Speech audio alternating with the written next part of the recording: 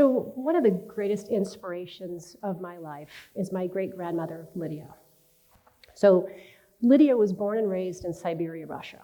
Now think back in the time frame, it's about 1916, and Lydia is 17 years old.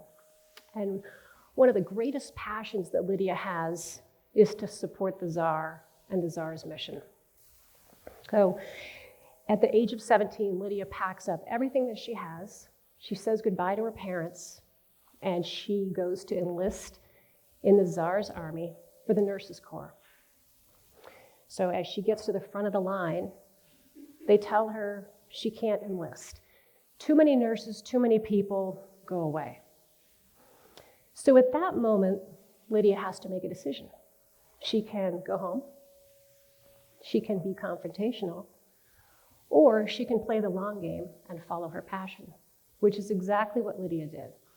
So Lydia had these incredible long, beautiful braids, and she cut them off. Then she did something else. She went down to the local barber, and she said, just shave it. And that's what they did. And she found herself an old soldier's uniform. She put it on, and she enlisted. Now, of course, you can imagine a week later, her superior officer found out. And he was so taken with Lydia's absolute passion and support for the Tsar that he said, come with me. Let's get this fixed. So he took her back and helped her get enlisted into the Tsar's army as a nurse, which was her lifelong goal. Okay, now roll forward 102 years, and I'm the CEO of an aerospace company. And if any of you know about my industry, I do not look like the CEO of an aerospace company. Let me share with you some statistics. 4.5% of the CEOs in aerospace and defense are women. That's right. Less than 5% of all CEOs in my industry are women. Now let's look at the global workforce. Less than 24% of my entire industry is comprised of women.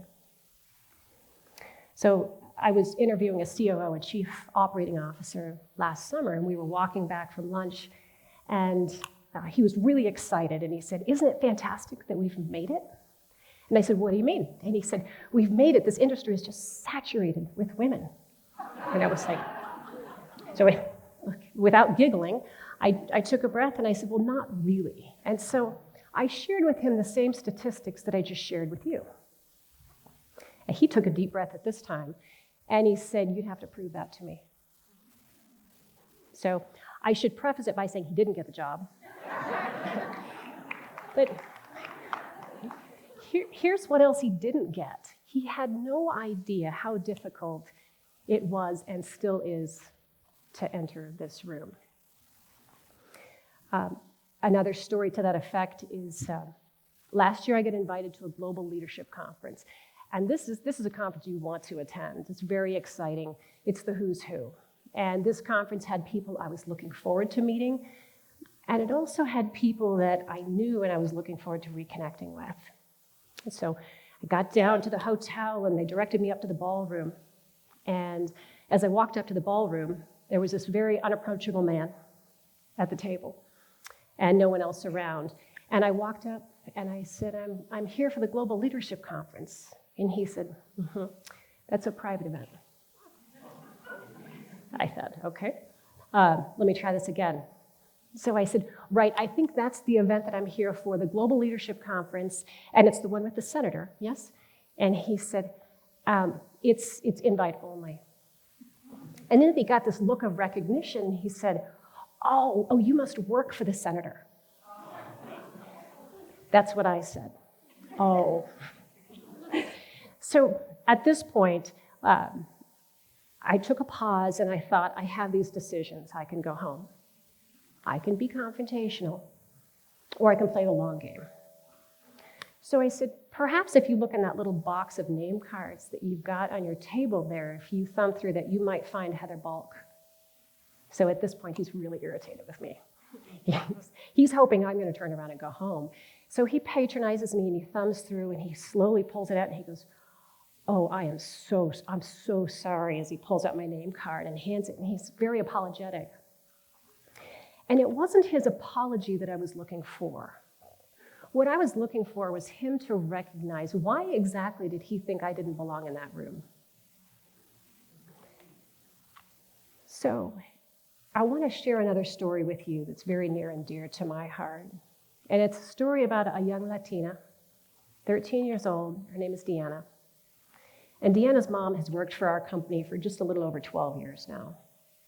And I got a call from Deanna's mom one day.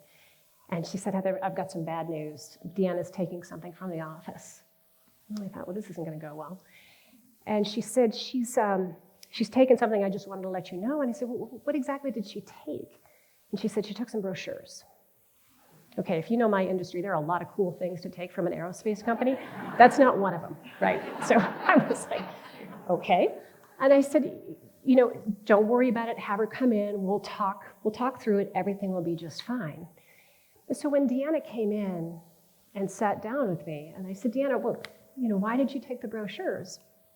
She said, well, Heather, I have to tell you that my elementary school teacher told me I was lying.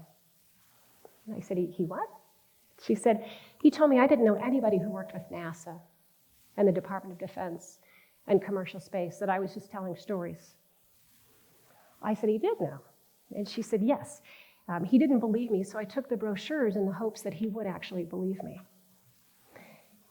She said, now I have to tell you something. I took some of that astronaut ice cream you had upstairs, but my mom does not know about that. She said, but just so you know, it was the astronaut ice cream that made everyone believe me.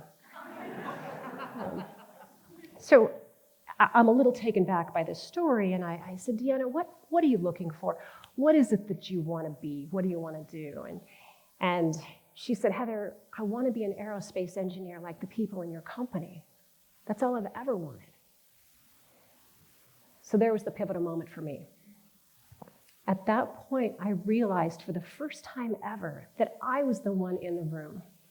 And I had this tremendous obligation to welcome someone else into the room. And here's what we did. At the age of 13, we gave Deanna an internship in our company. And we gave her a mentor, somebody to help her through that process.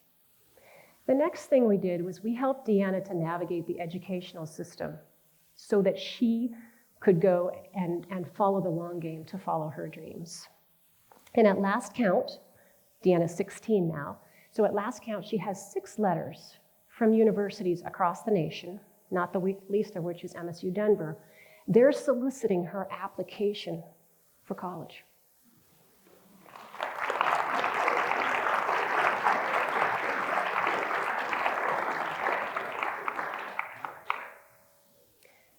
Now, you might not agree with her tactics, but they were effective.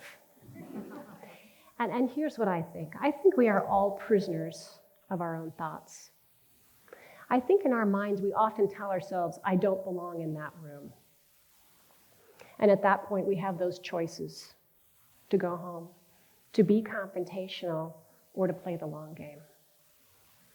So for me, when I enter a room, whether it's walking into a meeting with NASA or Department of Defense, or just a conference, the room usually looks like 50 men and me. Nobody in there looks like I look, and it's really pretty intimidating. So here's what I do. I take a deep breath, and I walk through that doorway. No matter how uncomfortable I am, I walk through that doorway. And when I walk in, I send a message, and it says, there's nothing uncomfortable here, folks. Let's get on with that meeting. And it sends a message both internally to that room as well as externally. And when we navigate how we come into a room, these are critical pieces. And I've got a challenge for all of you. My challenge for you is look around for people who don't look like you. Look around in your companies, in your universities, and in your industries in general. Look for people who don't look like you and welcome them. Give them an entree into the room. Give them a seat at the table and watch what happens. Now, on the flip side, for those of us who can often feel like we don't look like those people in the room, we feel like we don't belong in the room, remember Lydia. Remember my great-grandmother, and remember to follow that longing, to follow that passion, because you actually do belong in the room. Thank you.